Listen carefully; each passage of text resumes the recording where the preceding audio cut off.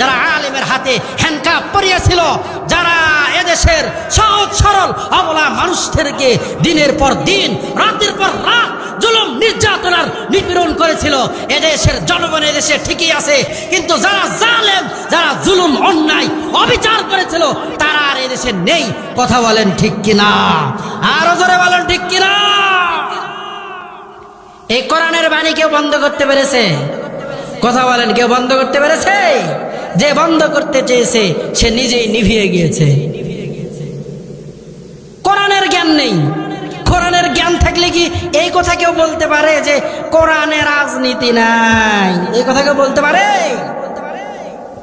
কোরআনে রাজনীতি আছে, কিন্তু তোমার কোরআনের সঙ্গে সম্পর্ক নাই। কথা বলেন ঠিক কিনা?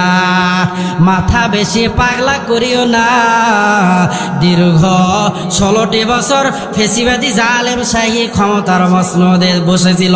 আমরা মনে করেছিলাম সব জায়গা থেকে হাত গুজিয়েছে, কিন্তু এমন অবস্থা এদেশের তাওহীদি মুসলমান করেছে, ভিসা করার টাইম পায় না, দেশ থেকে পালায়ন করেছে। কথা বলেন ঠিক কিনা?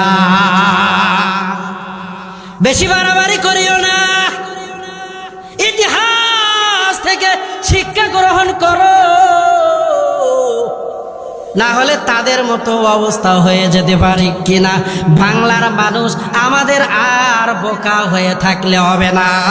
আগামীর বাংলাদেশ আমরা গড়তে চাই কোরআন দিয়া। কি দিয়া? কথা বলেন, জোরে বলেন, কি দিয়া? আগামীর বাংলাদেশ গড়তে চাই কোরআন দিয়া।